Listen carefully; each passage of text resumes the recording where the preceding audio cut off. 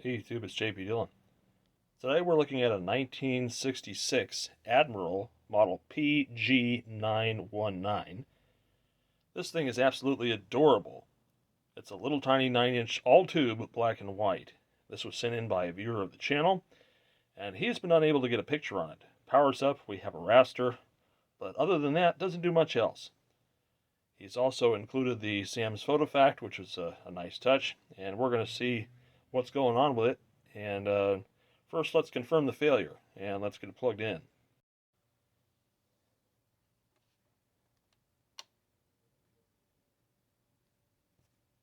Since it's all tube, we're going to have to wait a bit.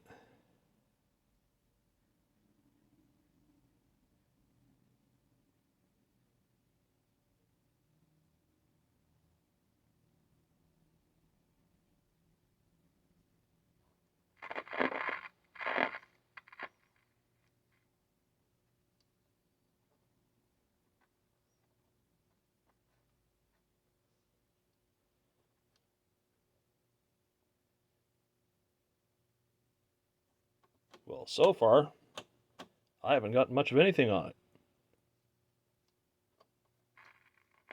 Get sound, that's about it. All right, so maybe a little bit of misdiagnosis there, but let's pop the back off and take a look.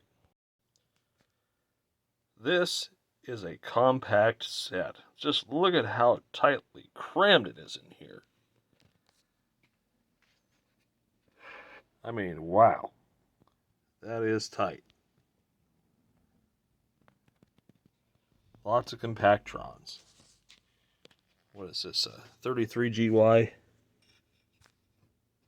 Well, that could have been part of it. It's not seated. Looks a little baked there.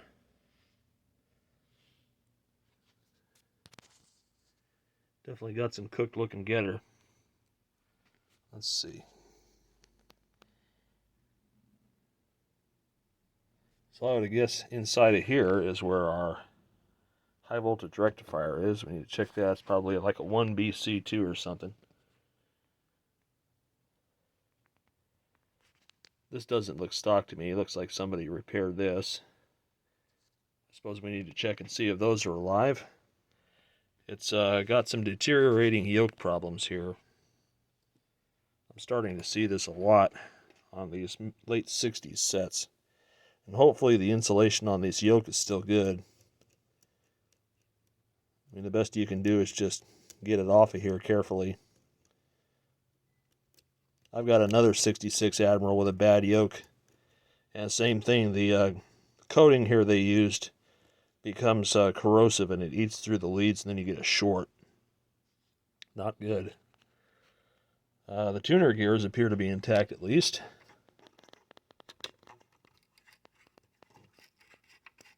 Although the clutching action may be out to lunch. I think that's for our UHF though. Let's see. Yep. Okay, that's for the UHF. That still all works.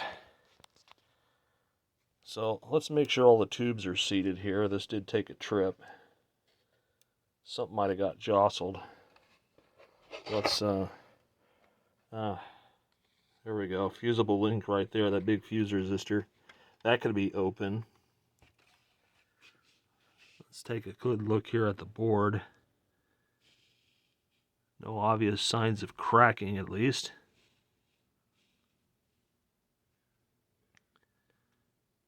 But I have some pictures he sent me of it working. So let's hope it was just the fact the tube was jostled loose. And let's fire it up again. Alright, so we got our cheater hooked up. Let's turn it on and see what lights up.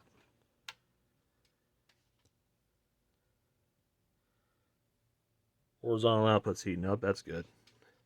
We're going to watch for red plating if we don't get a screen. I hear the vertical.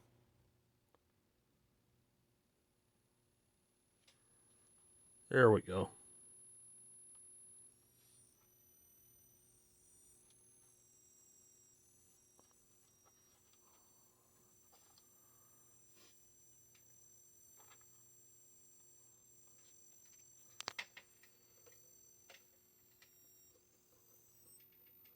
Yeah, horizontal frequency was wrong.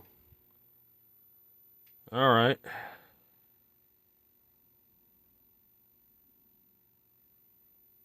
We obviously have some vertical issues too, but she's running. That's good. Let's not very bright though. That's with the brightness maxed out. So that tube could be a little tired. We need to take a look at that. That's all you get. Ain't nothing. Okay. Let's hook up a signal. Grab my RF cable here. Put the camera down for a second. All right. So we got that hooked up.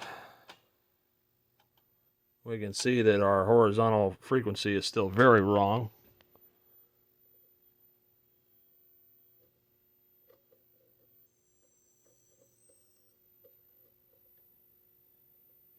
That's maxed out in one direction. That's maxed out in the other direction. So we probably have a bad phase detector diode, or we also don't have any vertical lock either. Our picture's rolling both. Oh, there we go. Well, it won't lock in. I can slow it down, but it won't lock in, so we have some sync issues there too. Come on. Yeah, it's super touchy.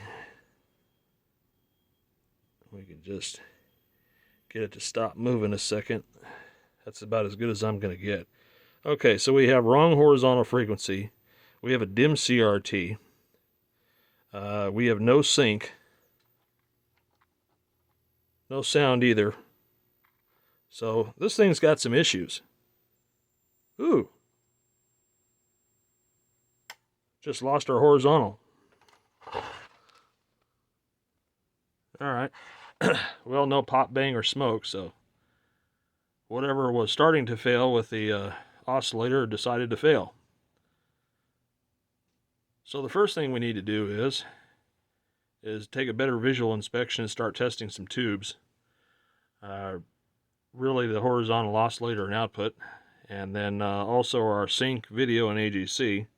It was displaying a picture, but I got no sound, so we need to look at that too. So we also need to look at the tired CRT. So let's go get the Beltron. Let's see what our CRT looks like. Just as a side note here, this may be ugly looking. It's got some mold here and there, but the filters, even after we've had it on for the time that we did, were nice and cold. So that suggests that this filter can's perfectly fine. I'm not going to have to replace it. Although it does have these ugly Elemenco caps in here, which are known for exploding and making a mess, so they're going to have to go too. There's one peeking around back there, those two there. I'm sure there's more. There's probably all across the line cap. And this is another one of these controls that's famous for silver tin whiskers, rather. And it's hard to see, but they are coming off of my fingers. I like this. It looks like a potentiometer is actually just going back to the core back there. They just use this as a limiter so you can't turn it too far. This is probably our vertical output. That's probably our audio. But yeah, let's get the CRT tester on this thing. Alright, so here's the trusty Beltron with our multitude of adapters here. I've got a BR3 into an AE5. And then C is the one I think we're supposed to use for this. Yeah, so we'll just plug this in. Sometimes you got to use the universal with this. Other times not. Just plug that in there. Turn up our filament voltage. Let's turn this off so it's a little bit easier for y'all to see. We can go up to 5 volts here. And we're looking at this guy to register. Starting to come up. That's good. Yeah, it's a little tired. Should register at about 0.8. That's at 5 volts. So we'll do a little cleaning Raise the voltage here a bit to about 9 volts. Wait for this guy to light up. And he's not going to do that. So we're going to do a quick rejuve.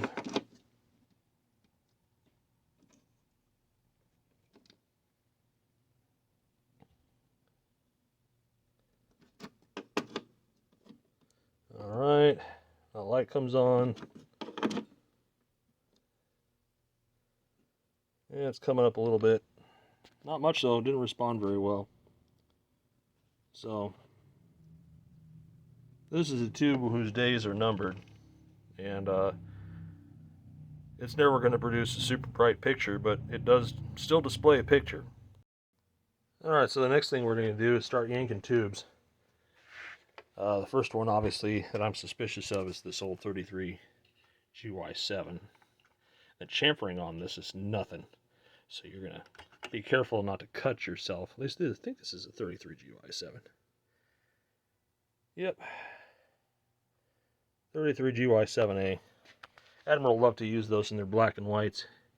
It's not very warm. I'm wondering if it's just simply not conducting. So we're going to look here. Socket 23. And let's see. The first one is A. Bunch of spaces, and then F, and then space C, space E, D, B.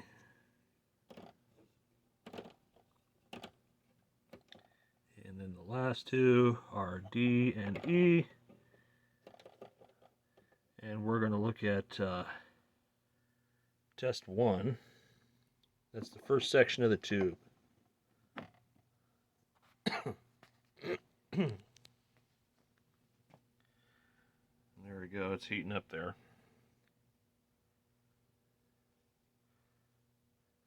While I'm waiting for that, you can see the evil white capacitors in there. Those things are, nope, those gotta go. Those cause more problems. They're really just a paper wax cap with a cool outer coating, and they love to short, and when they do, they usually explode and cause a bunch of damage. So yeah, I have no desire to leave those in there. And let's see, what do they want for a plate setting? 61.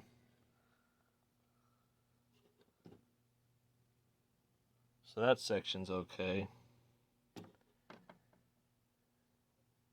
And then the next one, let's see, we're going to move a couple of these levers here. It's easier to reset them than for me to figure out which ones need to change. So A, F, and space, and C. And then the last one's B, and then C. Nope.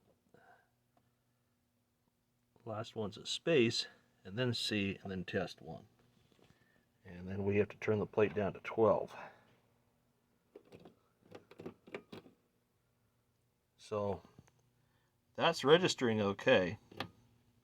Both sections of this tube are registering okay. Now that's not to say that it still not has an issue, because you can't really tell with these things until you put them back into circuit. It can look okay, but not work in the circuit. So that's one we'll keep our eye on. Might see if I have another one rummaging around in the pile of parts.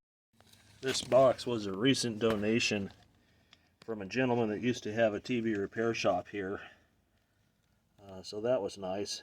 I was hoping that maybe I have one kicking around in here. Looks like a lot of 21, 22, 16 LU. These are all verticals. And you got weird ones like 26 HU5. I've never seen a set in there. Ooh, that's an expensive one. 6JS6C. What are those going for now? About 60 bucks.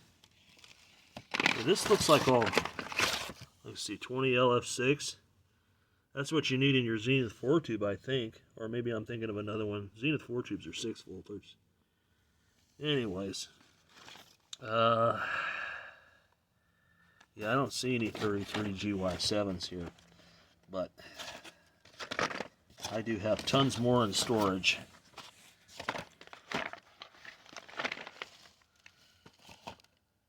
$6BK4C, that's money.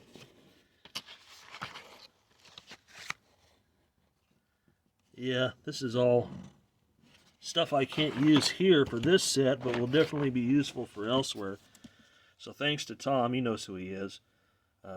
Down here in San Diego, used to have a business way back on University Avenue. But yeah, back to the set. So just to clarify, this is a horizontal output and a damper. This is not an oscillator built in. The oscillator's probably this guy back here, this 8, is probably like an 8JB8. If it's an Admiral, it's probably an 8JB8. Let's actually see here, because the the tube chart's missing.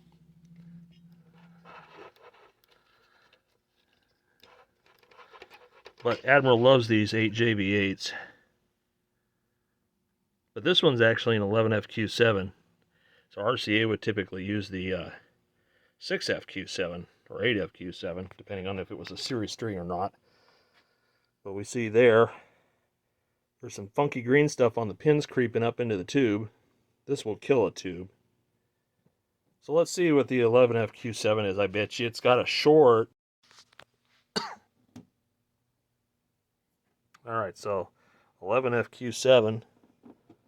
I just had this in the socket and it seemed to be okay. No shorts. Good emission there. Good emission there. I am going to clean the fuzz off the pins though. Let me get a better close-up for you. So as you can see, the problem is you get this corrosion on these leads. It not only makes it crummy to try to adjust it or get it to connect properly, but the corrosion will creep up inside past the glass and it will break the seal. So we're going to scrape this off. And this tube checks okay. So my other thought is it's probably the dual diode for the horizontal oscillator is messed up. Now also are these ERO film caps back here. I don't know if you can see them. I don't think you can. But these ones here, polystyrene ones, this could be baked. It's a little crispy there. We need to look in the circuit and see what those do. But that's definitely of concern. So we've gotten the majority of the corrosion scraped off. And then what I do is I just spray this with an anti-corrosive, like keg deoxit D5 or something, and then we'll put it back in the socket. And back there is our infamous dual diode, that little rectangular thing standing up there. So we need to change that guy out.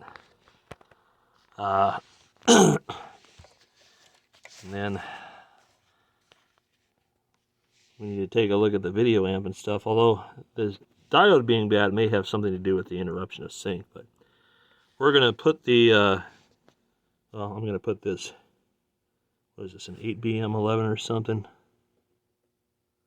17JZ8. So this thing, this is our vertical output here and oscillator.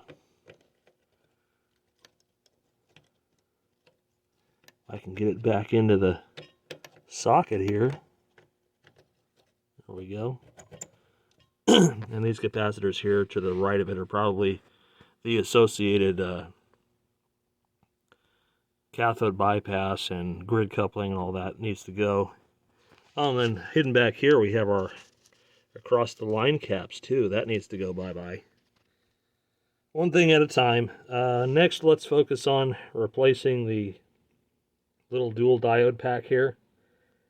And then we'll fire up again and see if we can't get a normal raster this time. And this is the connection to it right here where my finger is. Sorry, things have to be a little jerky, but that's how it is. So these are usually common cathode. I'm going to pull this out and double check it, and then we'll just put some regular fast recovery diodes in there. And now that it's desoldered, I'll reach back here with the hemostats And we'll do a little Yankee here.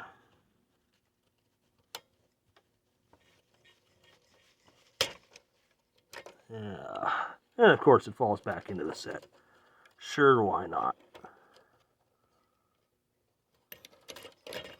That is the problem with a very tight set. This stuff is just going to bounce around. Alright, I need two hands to grab that. And here's a little bugger.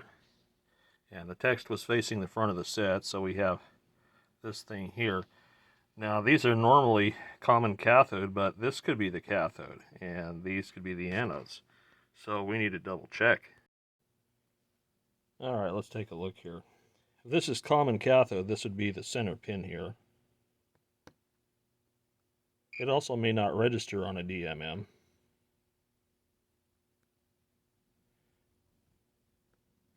Yeah, I think the drop needed is too high. Well, of course, now we got something there.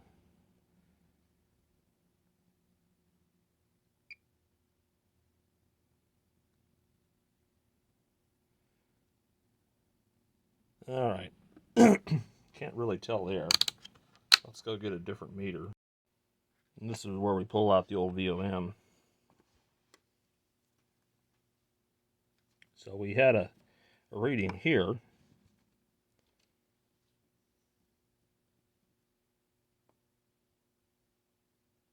A little bit of a reading there. A little bit of a reading there. Not much though. And then we got reading there. And reading there. So this thing's buggered. Alright, let's consult the schematic. Alright, so taking a look at the schematic diagram. When the pins 1, 2, and 3. 1 and 3, the outside pins, are the anodes, and the second one in the center is common cathode. So it's kind of what I was thinking. So that's just how we're going to follow it. But the fact that I was getting readings from this device 6 ways from Sunday, no matter what polarity I use, this is definitely buggered. So that could have been the reason why the sweep died. That would have upset the bias on the oscillator for sure. So let's get a replacement in there and see what happens. Okay. We've got our little diode pack poking around in there. I'm not sure if you can see it or not, but it's there. Let's put our CRT back in here, as far as it being connected to something. And then we got our tubes in. I'm going to turn the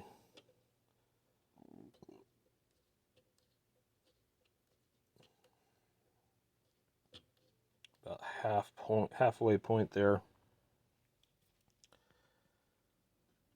We're in the middle of our horizontal range, and we're going to power up, and we're going to see if we get a stable raster now. Not sure we will or not, but let's give it a shot.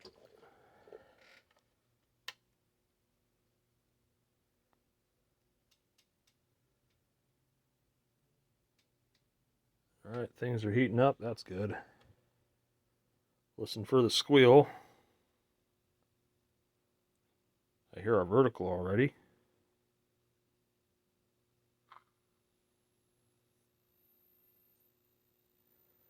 Alright, that's a good sign.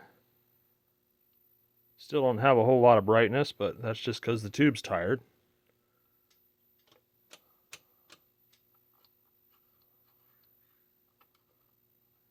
Let's see here. Let's go ahead and hook our signal back up. Let me put the camera down for a second. Okay, we have stable vertical. We still don't have correct horizontal. And no matter which way we go, well, we got multiple pictures there. The frequency is way off. So we need to take a look at the... Oh, I had sound there for a second. On the wrong channel.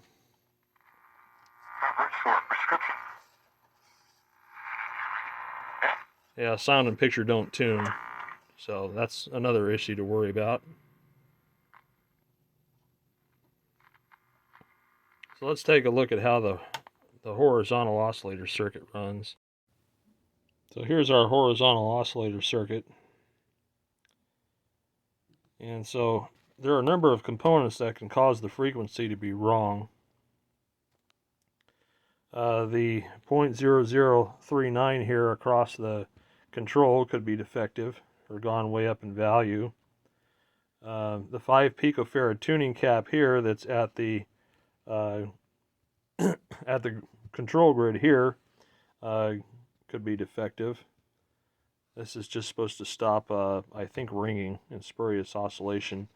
That capacitor there, even if it had gone up in value, it wouldn't change the frequency so much as it would just inhibit the amplitude of the frequency, so we can't really look at that too much. The 0.022 here could be bad.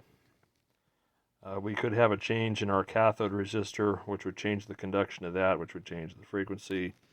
And if we go backwards a little bit here, we need to look at these small value caps as part of the AFC lock. That could be defective. We don't have very much adjustment. We have a little more adjustment than previous, but the frequency is definitely higher than it was, but it's still not right. So this is really the area to troubleshoot. And so far, that's kind of where we're at. And I kind of want to see this thing run. I mean, it's not in great shape, but it's just too cool to leave alone, you know? So I think in the next video, since it's not really possible to do mass troubleshooting on this, I mean, we can take voltages at the tube sockets and stuff like that, but that's about it. And I might be able to probe with my oscilloscope and look at the waveforms, definitely on an isolation transformer, but this will be the next step, is getting to the, excuse me, the horizontal oscillator circuit here, which is definitely not right. But we at least have a stable frequency that's off rather than all over the place that eventually kills the sweep. And that dual diode was definitely defective. So that'll be the next video. But at least we've got an idea as to what's going on with this thing. And it's an absolutely adorable little set. And famous Admiral all-channel, which basically means just, you know, anything made after 1964 that has the UHF stuff on it.